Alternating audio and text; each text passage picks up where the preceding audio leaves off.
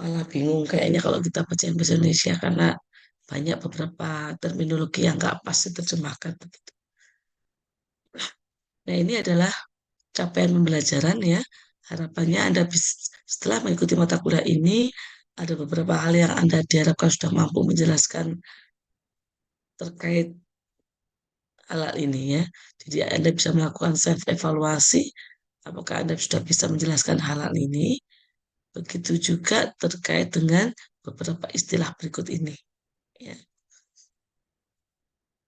Nah, reologi berasal dari kata bahasa Yunani yang artinya ilmu yang mempelajari sifat alir khususnya bahan cair dan semi solid.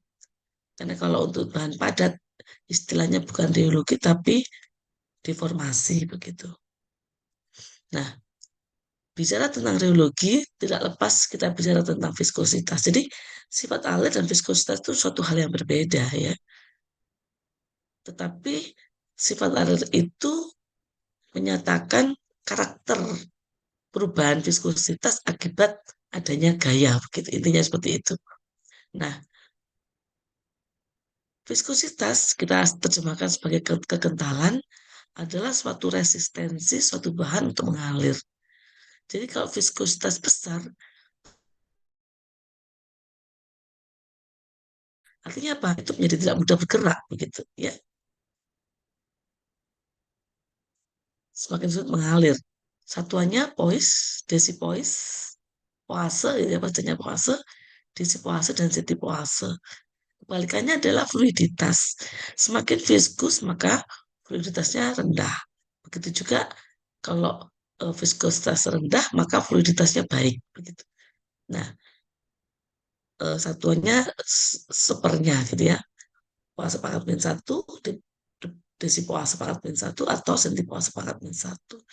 Nah, ada istilah lain namanya viskositas kinematik atau viskositas yang tergantung pada densitas bahan. Ya, satuannya Stokes dan Centi-Stokes. Nah, dalam ilmu farmasi, viskositas berpengaruh pada apa saja? Satu, terkait stabilitas fisik sediaan suspensi. Ya, ini hukum apa? Hukum apa ini? Fauzia, rumus hukum apa? Mbak Fauzia Labibah, Iya. hukum apa?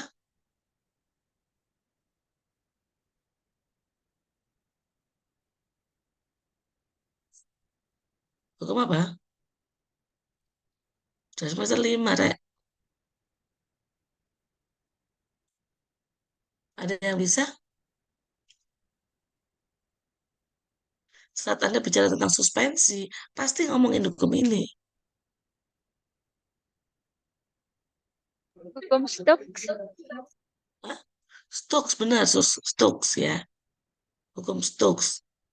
Jadi di hukum Stokes ini membicarakan tentang laju sedimentasi, kalau kita bicara suspensi ya, atau laju flokulasi, kalau kita bicara tentang emulsi. Ya, di sini ada variabel viskositas di penyebut. Artinya apa? Semakin tinggi viskositas, bagaimana V-nya?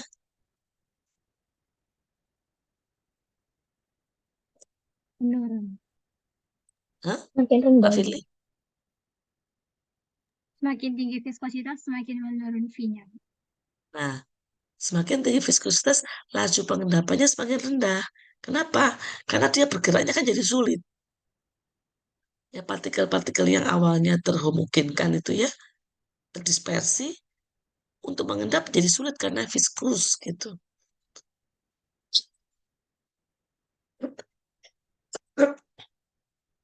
Kalau di emulsi kita bicarakan sebagai laju flokulasi. Jadi droplet-dropletnya tidak mudah untuk bergerak ketemu satu sama lain. Kemudian viskositas juga berpengaruh pada pelepasan obat. Apa sih pelepasan obat itu? Lepasnya obat dari matriks, di mana mekanismenya difusi. Apa itu difusi, Dinda? Dinda Rika Berliana? Apa itu difusi? Iya, Bu. Perpindahan partikel dari konsentrasi tinggi ke rendah. Ya, intinya ada perpindahan, gitu kan? Kata kuncinya ada perpindahan. Kalau difusi kadar tinggi, kadar rendah. Tapi itu perpindahan. Yang namanya berpindah pada area yang manusia saja ya, kalau mau bergerak ke antara kerumunan manusia yang rapat dan yang tidak, itu mudah yang mana? Kalau Anda mau berpindah dari ruangan satu ke ruangan lain ya, orangnya banyak sama orangnya sedikit, mudah mana? Mudah yang sedikit, Ibu. Sedikit, ya. Artinya tidak tertahan dia gitu loh. Ya, ini juga demikian. Viskositas berpengaruh di sini karena tidak ada resistensi. Kalau dia rendah, maka lebih mudah dia berpindah. Ya, penetrasi juga demikian. Jadi kalau pelepasan itu dari matriks, tapi kalau penetrasi melewati membran, ya sama, ya.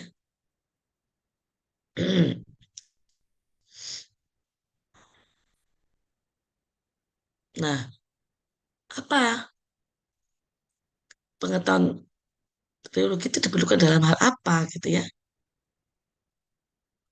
Satu, pemilihan tipe pengaduk pada proses pencampuran atau mixing. Ya, di rumah Anda pasti punya mixer ya. Mixer itu ada berapa jenis pengaduk? Ada dua ya. Ada yang bentuknya begini, ada yang bentuknya itulah intinya ya, saya nggak bisa gambar. Ada yang tahu bedanya? Coba Mbak Marita Belia Putri. Yang Mbak kan biasanya bikin kue, pernah bikin kue ya. Yang B buat apa, yang A buat apa kalau ada pakai mixer di rumah? Mbak Marita? Yang A buat adonan ya, Ibu ya. Kalau yang B buat yang lebih Heeh. Yang kalau adonan yang kalis ya, kalau mau buat donat itu adonan yang kalis pakai yang A. Itu kalau buat cake itu yang pakai telur, pakai gula, pakai yang B. Kenapa demikian? Karena perbedaan masanya. Masanya itu berbeda sifat alirnya. Ya, nanti coba kita lihat bagaimana itu terjadi. Kemudian proses pemompaan atau pengisian. Dari satu tangki ke botol gitu ya. Pengisian itu kan juga dilewatkan suatu dialirkan. Ya. Dari satu tangki dilewatkan ke injektor-injektor untuk supo misalnya. Ini ada proses pengaliran. Ya. Kemudian pengetahuan tentang reologi juga diperlukan dalam melihat sifat bahan atau campuran bahan. Ya, tadi nanti dengan mempelajari geologi ini Anda akan bisa memprediksi kalau formulanya ini, maka sifat alirnya begini dan karakternya begini begitu. Ya. Kemudian pengemasan, baik sediaan cair maupun semi solida, bukan bahan pengemasnya ya, tapi tip jenis kemasannya. Pakai cup kah, pakai pot kah, gitu ya. Kenapa kalau yang pasta padat itu pakai pot, bukan pakai cup, gitu. Kemudian juga masalah akseptabilitas sediaan. Kemudian dikeluarkan dari wadah, kemudian dioleskan, gitu ya.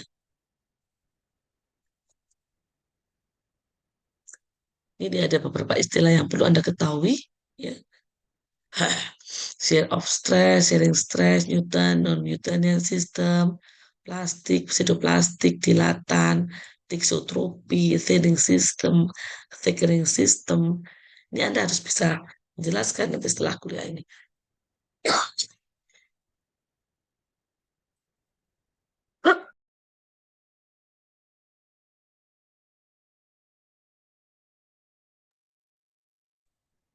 Klasifikasi bahan menurut tipe alirannya ada dua kelompok besar, Newtonian dan non-Newtonian. Sementara yang non ini N ya. Sementara yang non-Newtonian ada tiga sifat alir. Nah, bagaimana dengan aliran Newton?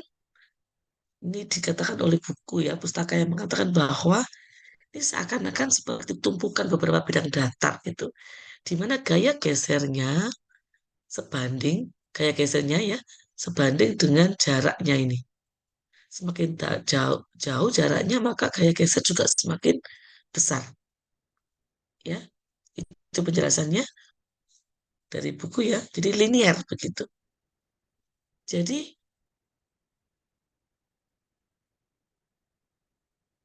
oke, Nur Septiani. Jadi, pada bahan yang alirannya Newton, semakin besar viskositas, maka gaya persatuan luas yang diperlukan untuk menghasilkan suatu rate of share juga besar. Jadi linear. Jadi kalau eh, toh saya katakan kalau stresnya besar, maka sharing eh, rate-nya juga besar. Ya, kalau stresnya kecil, rate of share-nya juga kecil. Apa bahan-bahan yang bersifat Newtonian ini? Air, etanol, propilen glikol, gliserin. Coba kita perhatikan ini. Ada yang encer, eh, ada yang encer, ada yang kental. Nah, nggak selalu kalau yang Newtonian itu yang encer, ya. Tapi lebih kepada fasanya. Kalau fasanya satu fasa, oh mungkin biasanya bersifat Newtonian. Ada reogram itu kurva yang menggambarkan sifat alir ya. Jadi ini adalah eh, rate of share, rate.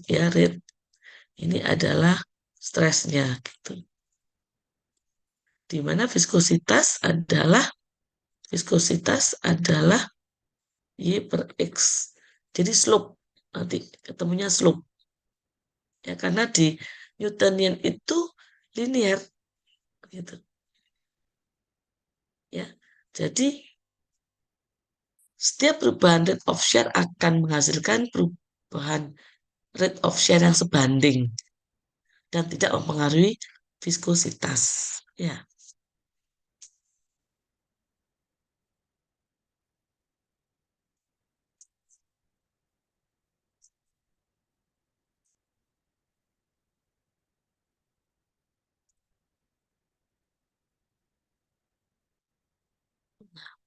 Coba kita lihat diagramnya ya.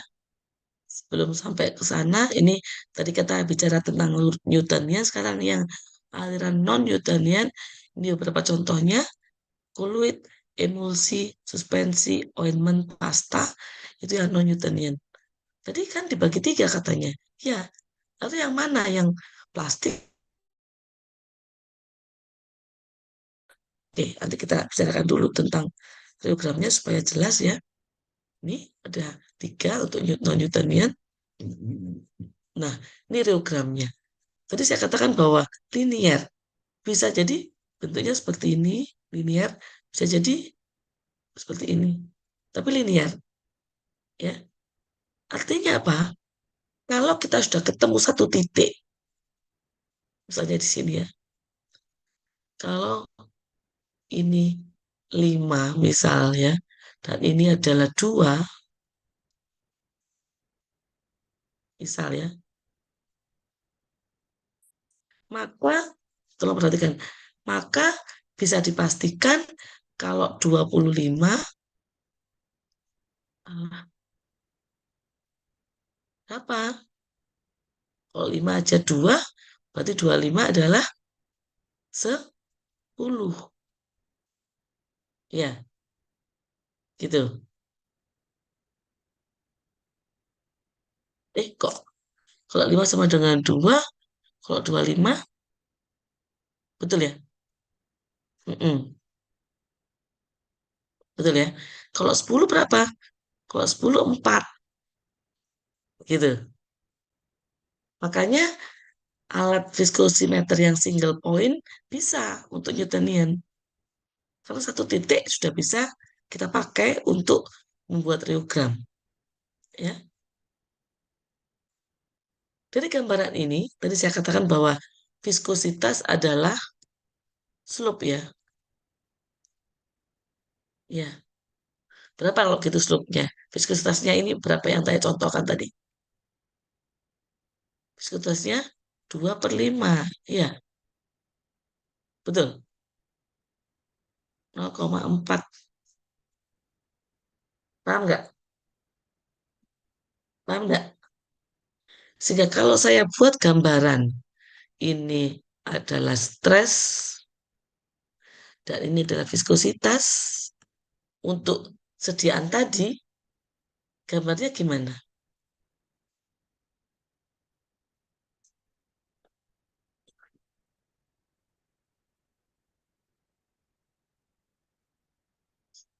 Fauziah Labibah,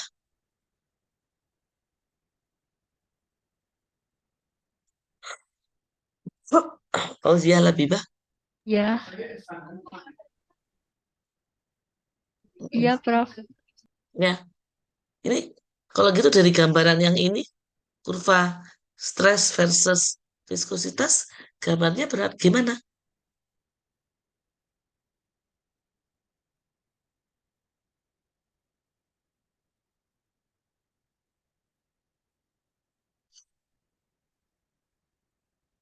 Ayo Mbak, tadi loh, ini kan Mbak, Mbak Fauziah, Ya, lihat gambar reogram ini, ya yang bawah, yang saya kasih tak tambahan merah yang bawah, ya, itu saya misalkan kalau saya ambil satu titik 5, apa stressingnya, eh, rate of share-nya 2, maka bisa dipastikan karena ini adalah linear, kalau 25 maka 10. Saya katakan begitu. Artinya viskositasnya, tadi dikatakan konstan. viskositas adalah slope, hah? Konstan, lurus terus. Lurus. Jadi kalau gambar yang ini bagaimana? Kalau Eh, gambar yang ini, hah? Kalau gambar ini gimana? Oke, betul. Ini yang ada yang gambar birunya ini. Oh bisa ya? iya, Yang Prof. ikut. Oh bisa. Oke ya, ini benar. Berapa titik ini? 0,0 Ya, eh 0,4. betul. Iya, 0,4. Gitu ya. Oke, itu untuk yang Newtonian. Paham ya? Dan saya katakan bahwa untuk menggunakan alat yang single point, Anda harus pastikan dulu bahwa bahannya adalah Newtonian. Anda sudah tahu cirinya Newtonian? Firly, gimana ciri Newtonian? Yang itu Prof yang tadi Prof bilang kalau yang ada Newtonian itu dia cuma satu fase. Ya, betul satu fase ya. Tidak mengatakan bahwa yang encer gitu karena suspensi juga ada encer ya. Emulsi juga ada yang encer, bukan ya. Oke, sekarang kita mencoba menjelaskan kealiran yang non-Newtonian untuk yang plastik.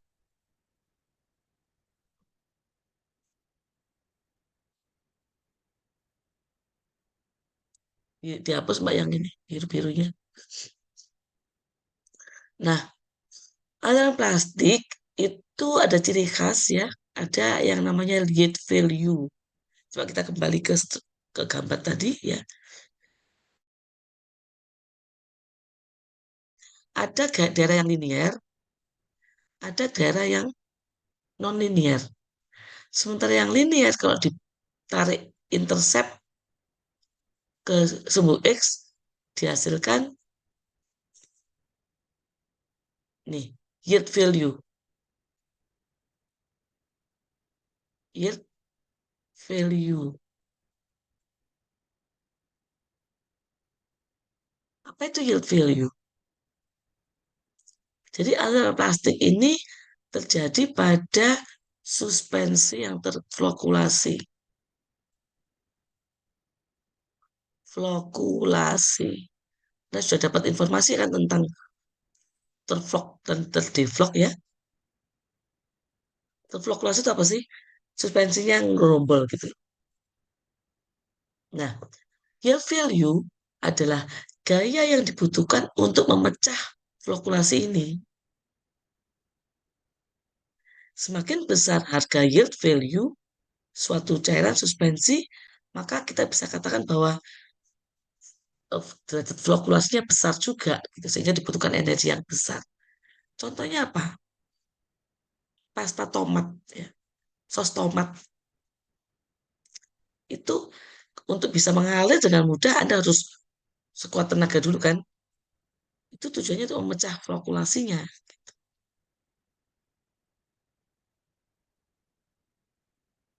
ya. Sehingga kalau kita bicara tentang kurva tadi ya, seperti yang tadi ini viskositas, ini adalah stres. Gimana gambarnya kira-kira?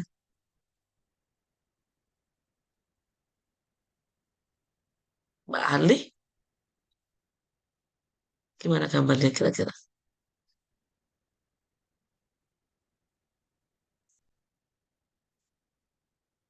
Hmm?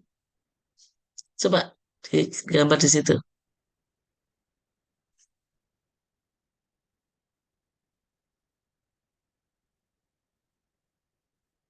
Oh, error.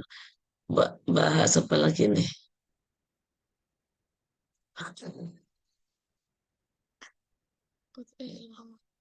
Putri Cahya Alicia. Gimana kira-kira gambaran kurva stress versus viscosity?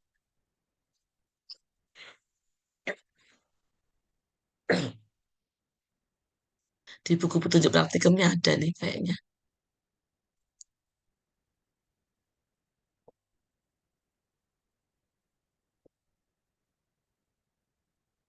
Mbak Putri, coba digambarkan di situ.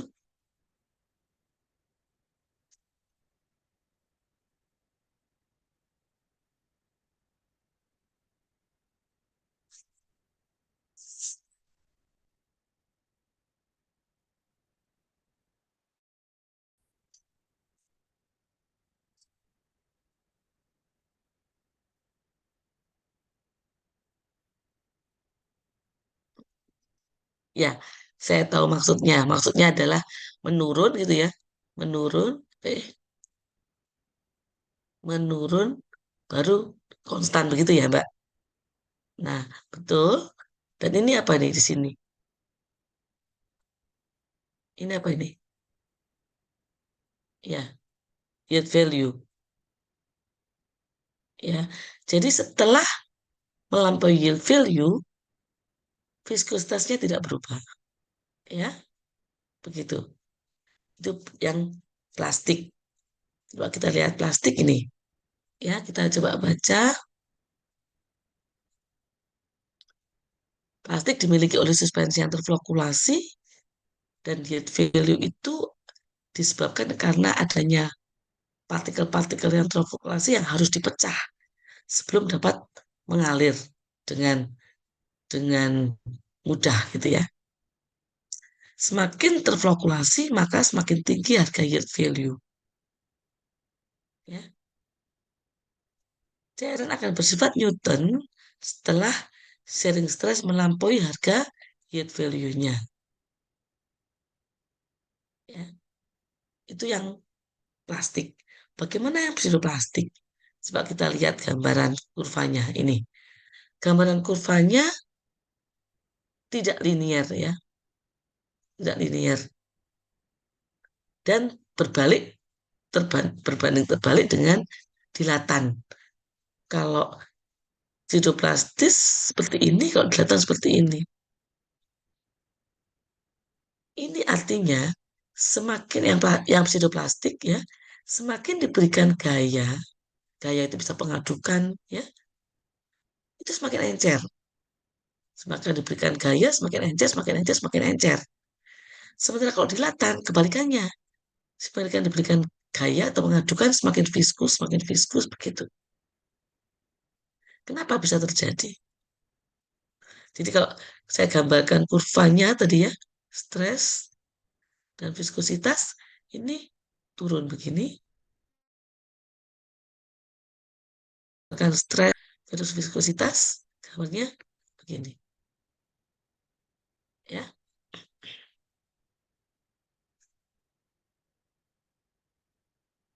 Nah ini, kenapa kok diberikan gaya kok jadi turun?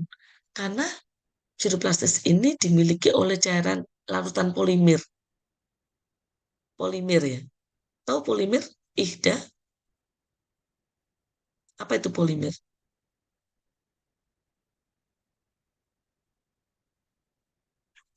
Apa itu polimer?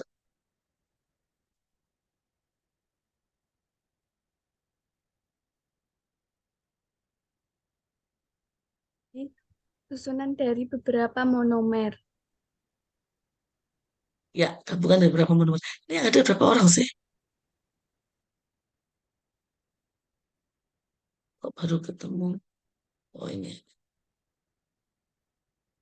mas-masnya aku nggak ada mas-masnya ini. Yang lainnya banyak yang off cam ya.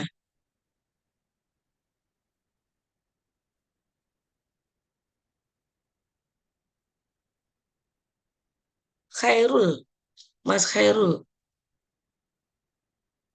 Ada Ibu. Mm-mm. Kenapa off cam?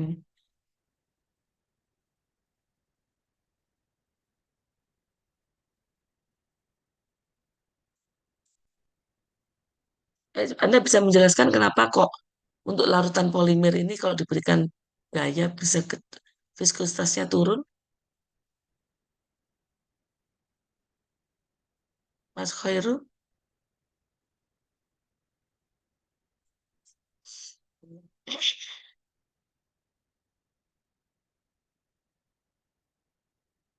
Mas Khairul, Iya Ibu. Eh, gimana penjelasannya?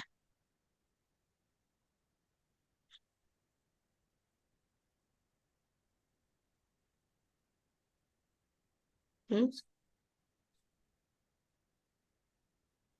Viskositasnya berkurang Ya, kenapa bisa begitu? karena viskositas bisa menentukan jenis reologi. Loh, iya, ini reologinya kan pseudoplastis. Pertanyaan saya, kenapa untuk aliran pseudoplastis semakin diberikan gaya viskositas turun? Itu pertanyaannya.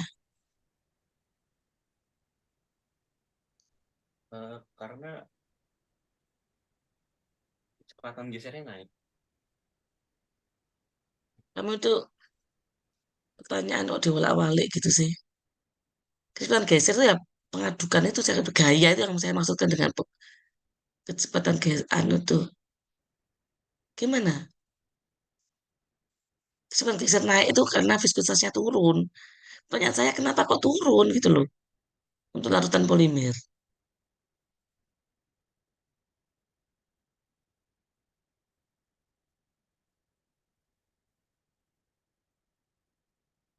Hmm?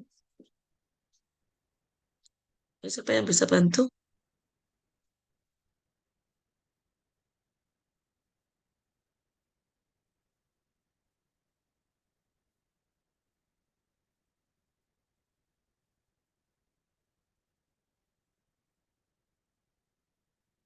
Gimana?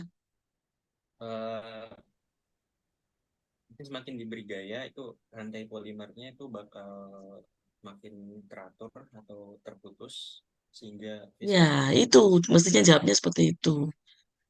Ya, karena pada larutan polimer, karena larutan polimer itu pada saat diberikan gaya, kemungkinannya ada menjadi lebih teratur ikatannya apa rantainya atau putus gitu.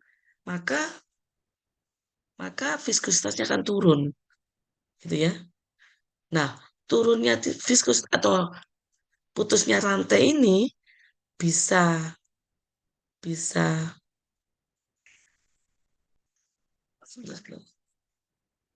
Kemudian juga kelas yang kolaborasi. Sebentar ya. Nanti kita akan bicara tentang tiksotropia terkait pemulihan ini.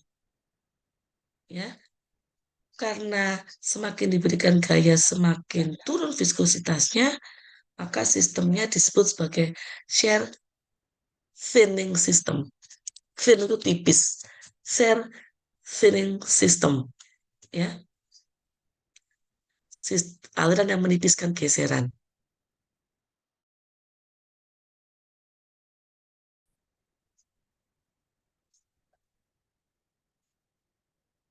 Nah, itu yang pseudoplastis. Yang dilatan tadi saya katakan kebalikannya. Jadi yang semakin diberikan gaya, semakin viskus. Maka disebut sebagai shear thickening system.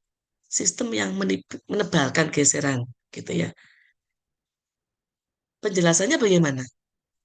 Kalau tadi jelas gampang ya, karena dia rantai monomer, rangkaian monomer, maka kalau diberikan gaya bisa menjadi lebih lebih teratur atau putus begitu. Tapi kalau untuk dilatan bagaimana? Pustaka mengatakan seperti ini. Ya, awalnya ini terjadi pada sediaan pasta. Kalau tadi plastik itu suspensi atau flokulasi, kalau pseudoplastis untuk yang larutan monopolimer, kalau dilatan ini untuk pasta, pasta yang kental gitu ya.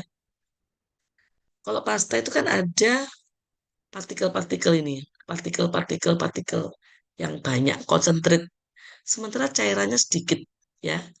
Dikatakan partikelnya kompak ya, close pack dengan ruang antar partikelnya yang minimum. Tapi cairan yang ada yang sedikit ini masih bisa menggerakkan begitu, masih bisa bergerak. Tapi dengan adanya peningkatan gaya, maka partikelnya tetap tidak berubah, tidak mengembang. Yang mengembang adalah ruang antar partikelnya.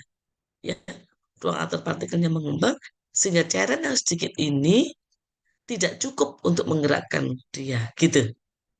Memang agak sedikit sulit ya. Nah, nanti kita lihat apakah sistem ini bisa pulih nggak, gitu ya.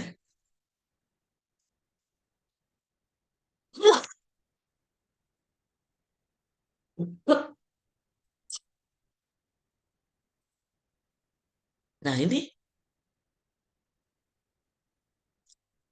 menjelaskan mengapa adonan yang kalis ya. Tadi yang saya katakan untuk eh, bahan donat gitu ya, misalnya roti itu kan tadi menggunakan yang begini ya, tidak yang satunya. Karena apa? Karena bahan yang kalis itu semakin diberikan gaya, dia semakin viskus. Kalau Anda tetap Anda pakai yang pengadukan yang begini, bisa jadi putus ininya, gak kuat. Artinya proses homogenisasi juga tidak berjalan gitu, tidak efektif. Ya. Kemudian ini juga menjelaskan mengapa pasta yang tidak dikemas dalam cup, tapi dalam pot. Kenapa? Kalau di dalam tube ya, di dalam tube, kan gini ya. Untuk mengeluarkan kan harus ditekan. Dengan ditekan, viskositas meningkat.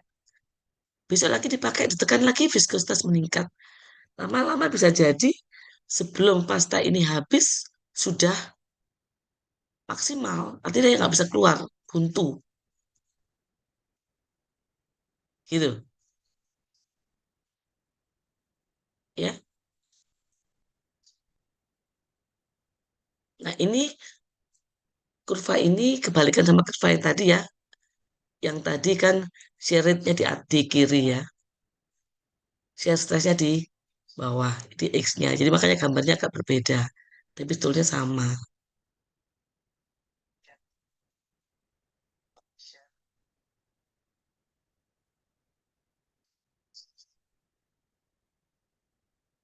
Bentar ya. Zainal Makan. Di sana ada materi panduan PowerPoint mengenai proposal. Ya, saya rasa Pak Adang kan pernah sudah dapat akses tentang ya. Ada pertanyaan sampai di sini terkait trilogi? Monggo. Terkait trilogi, kemudian terkait sifatnya, dan juga terminologinya tadi sudah paham?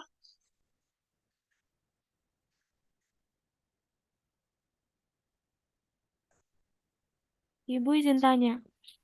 Silakan. Untuk yang pseudoplastik tadi kan semakin diberi gaya itu semakin turun viskositasnya. Itu Betul. kemungkinannya kan ada dua, yang lapisan polimernya semakin tersusun teratur atau semakin putus rantainya. Yang semakin tersusun teratur itu kok bisa kok bisa viskositasnya menurun ya, Bu? Kalau semakin teratur susunannya. Ya sama halnya ya, kalau misalkan Anda di satu ruangan, ya, tidak berbaris rapi gitu, terus tiba-tiba ada kebakaran, Anda harus keluar, pasti berdesak-desakan dong. Tapi kalau Anda berbaris rapi, itu akan mudah gitu. Karena polimer itu kan gambarnya macam-macam ya. Ada yang seperti jala, ada yang linear begitu. Makanya juga kemungkinannya seperti itu. Kalau dia tersusun rapi, maka lebih mudah mengalir gitu. Begitu, Mbak. Terima kasih, Bu. Iya. Mm-mm. Ada lagi terkait sifat alir tadi?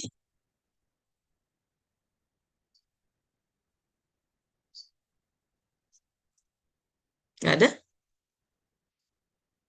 Kita lanjut ya.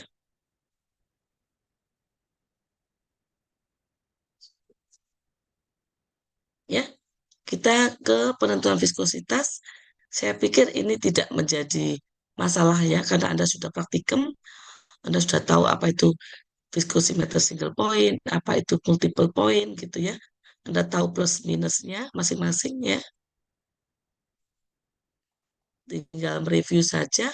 Yang single point harus bersifat Newtonian, harus dipastikan dulu. Cukup satu titik, maka dapat kita prediksi pengaturan berapapun, karena viskositasnya nggak berubah. Ya, contohnya ada yang viskometer kapiler yang bola jatuh ini sudah ada pakai ya, Anda sudah paham. Sebetulnya pakai pada viskosimeter Hopler itu sangat menggambarkan masalah eh, hukum Stokes itu ya. Coba Anda perhatikan di situ. Kalau cairannya kental, bola yang sama membutuhkan waktu yang lebih pendek, lebih lama, sorry. Pada cairan yang lebih kental, bola yang sama akan membutuhkan waktu yang lebih panjang. Begitu juga pada cairan yang sama, bola yang berbahan sama, maka yang lebih kecil lah yang lebih cepat. Ya, ini kan sesuai dengan hukum Stokes.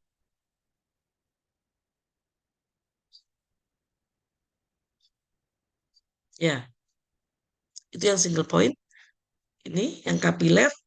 Jadi menghitung waktu yang dibutuhkan untuk mengalir. Ini kan pertamanya di sini. Cairannya sengaja ditiup sampai di sini, kemudian ditunggu waktu yang dibutuhkan untuk berpindah melewati dua baris ini. Tapi yang Oswald ini harus dibandingkan dengan cairan lain. Dan perlu tahu apa namanya densitas ya. Densitinya untuk hitung. Nanti malah lihat di bukunya tadi. Anda bisa tahu densitinya. Setelah tahu density baru bisa ngitung viskositasnya untuk ini. Oh ya, saya punya ininya sih. Untuk apa namanya pustakanya saya punya e-booknya. Saya coba izin Izin memberikan di chat ya.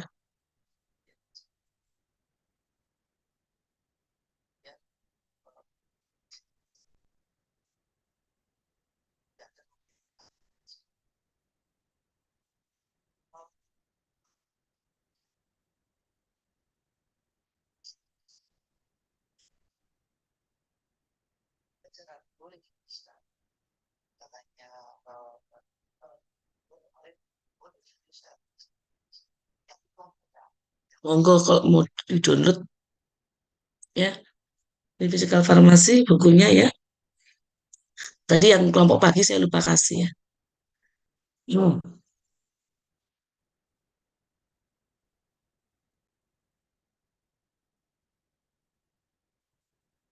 Nah, ini yang bola jatuh yang sudah Anda pernah pakai ya.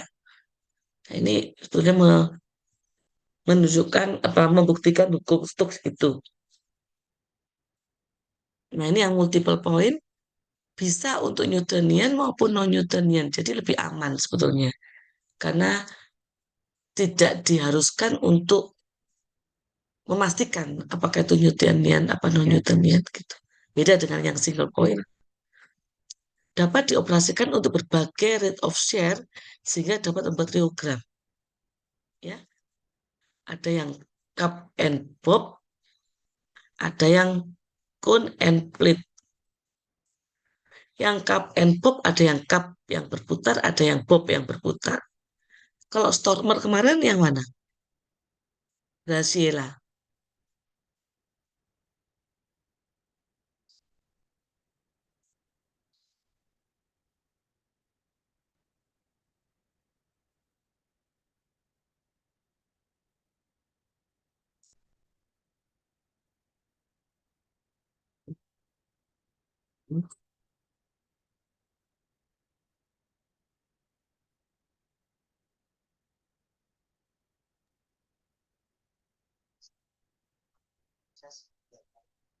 Orang ada Gimana Mbak Graciela?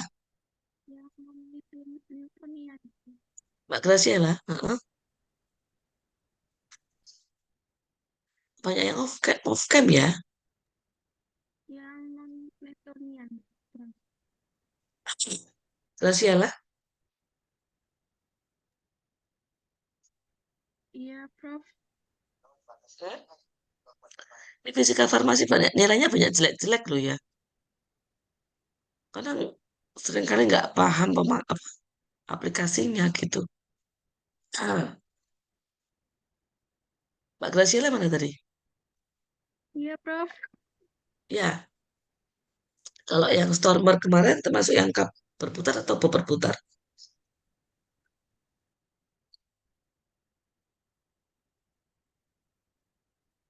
Hmm?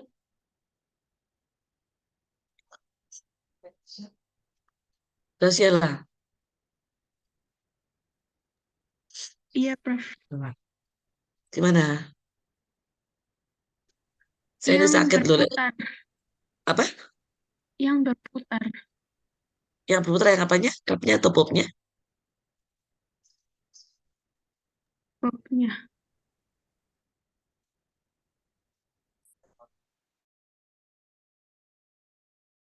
Selesai toh?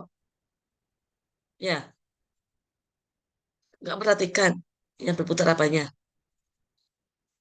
Ini Rotornya. cup, ini bob atau rotor. Ini cup,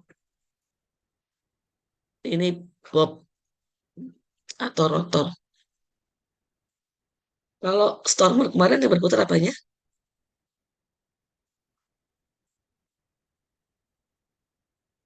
Apa? Bobnya, Prof. Bobnya, bobnya itu Stormer ya. Nah, kelemahan yang tipe cup and bob ada plug flow, aliran sumbat.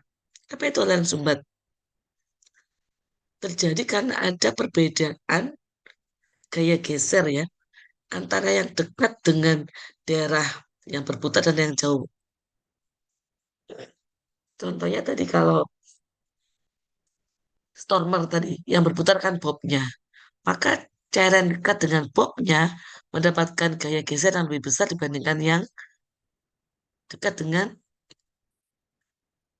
lapnya, ya kan? Betul? Paham gak sih? Udah ngantuk apa ini? Saya sakit-sakit kotok-kotok aja kalau nggak berarti kan rugi saya. Paham nggak? Paham, Prof. Harley, Paham, ngerti Prof. nggak? Ya, ya ini ada aliran sumbat. Sementara kalau yang cone and pleat, ini pleat yang namanya reupeksi ya. Ya, jadi seperti juga dengan viskositas gitu ya. Jadi seperti halnya kalau dengan viskositas itu. Jadi eh, ya mirip dengan viskositas tapi kan ini kebalikan gitu ya. Jadi dari kurva itu dengan alat itu biasanya langsung muncul sih angkanya deupeksi itu.